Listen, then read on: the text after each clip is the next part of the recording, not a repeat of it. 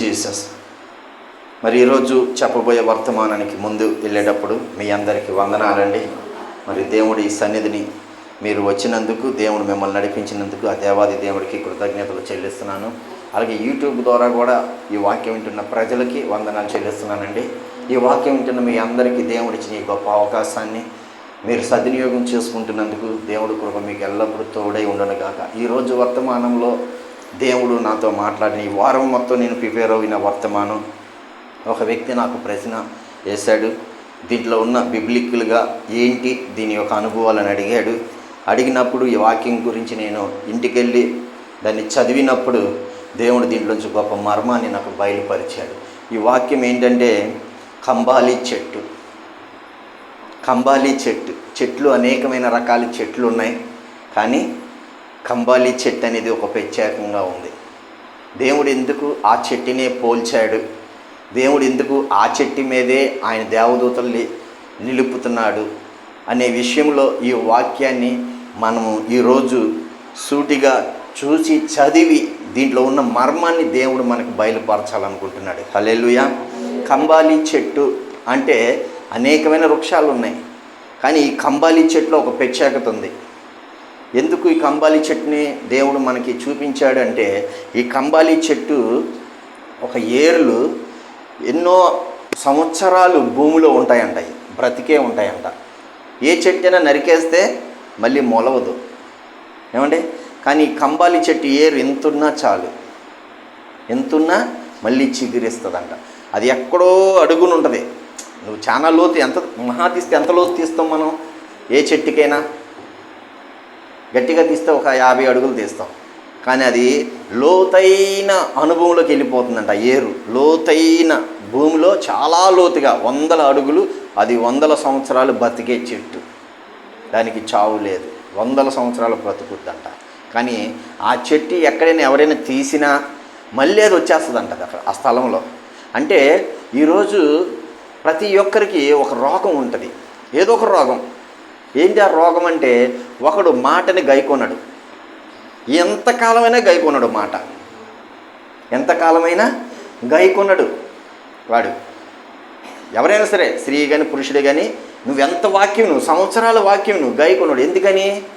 ఆ ఏరు నాటికిపోయింది, పిగిలించుకోలేకపోతున్నాడు ఆ ఏరుని.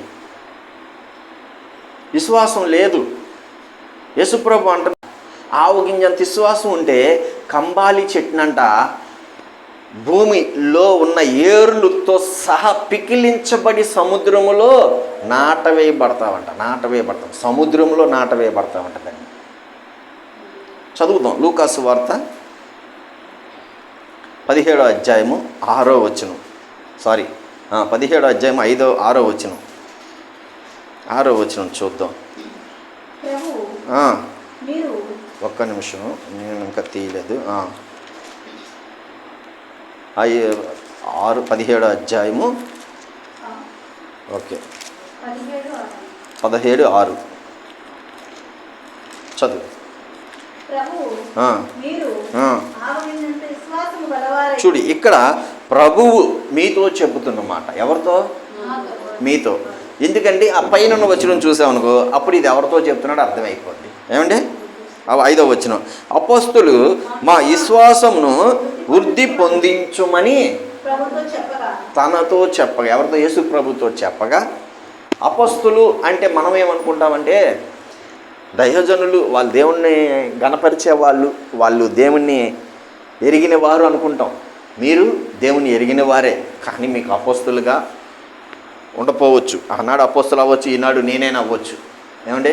ఈరోజు దైవ సేవకుడు వస్తున్నాడంటే ప్రతి ఒక్కరు కూడా దైవ సేవకుడు వచ్చి మన ఇంట్లోకి వచ్చి చేతులుంచినా, తను అడుగు పెట్టినా, తను ప్రార్థన చేసిన గొప్ప కార్యం చూస్తామనే ఒక ఆలోచన ప్రతి ఒక్కరికి ఉంటుంది. మరి ఈ ఆలోచనలో మనము బలపడటానికి, వృద్ధి పొందడానికే. అర్థమైందా? అందువల్ల ఇక్కడ చెప్తుంది ఏంటంటే, యేసు ప్రభు చెప్తున్న మాట. ఇక్కడ యేసు ప్రభు చెప్తున్న మాట ఇది.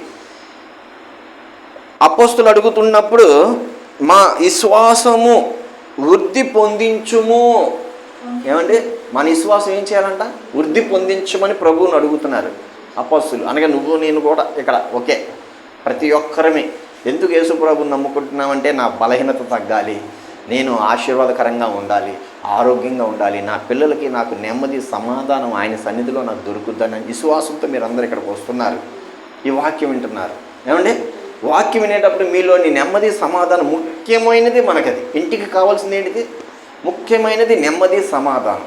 ఇటువంటి నెమ్మది సమాధానం నీకు కావాలంటే నువ్వంట ఎలాగుండాలి అంటే ఆవగింజంత విశ్వాసం ఉంచాలి. అంతేగాని సమయం రాలేదండి, ఇంకా సమయం రాలేదండి అనుకుని ఉండకూడదు. అర్థమైందా? సమయం రాలేదండి అనేది వాళ్ళు ఎవరో తెలుసా? లోతుగా వెళ్ళిపోయింది అక్కడ. ఈ చెట్టులో ఏరు ఎంత తవ్వినా సరే అది మళ్ళీ మొలుస్తూనే ఉంటుంది. కంబాలి చెట్టు ఇది బైబిల్లో కరెక్ట్గా 3 చోట్ల రాసింది. ఏమండి, బైబిల్లో 3 చోట్ల రాసింది ఈ చెట్టు. ఇప్పుడు మీకు చూపించింది ఒక చోట, దేవుడి చిత్తమైతే సమయం ఉంటే ఇంకో చోట కూడా చూపిస్తాను. ఏమండి, ఒక 2 చోట్ల చూపిస్తే చాలు, దేవుడి వాక్యం పూర్తి అయిపోద్ది ఈరోజు మనకి. హల్లెలూయా. ఈ కంబాలి చెట్టు ఏరు ఎంతో లోతుకి వెళ్ళిపోయింది. వింటున్నాం కానీ వాక్యం, దేవుడు వాక్యాన్ని హృదయంలో ఉంచుకోవట్లేదు మనం. ఆ వాక్యాన్ని లోతుగా తీసుకోవట్లేదు మనం. ఆ చెట్టు తీసుకున్నట్టుగా చెట్టు పైన మొలిసింది కానీ భూమిలోకి మట్టి ఏరు లోతుగా వెళ్ళిపోతుంది. కానీ నీవు నేను ఆ ఏరు వెళ్ళినట్టుగా వాక్యం వెళ్ళట్లేదు మన హృదయంలోకి. ఏం వెళ్తున్నాయంటే లోక ఆశలు వెళ్ళిపోతున్నాయి. లోకాశలు వెళ్ళిపోతున్నాయి. ఇక్కడ యేసుప్రభు ఆ చెట్టుని చూపించాడు.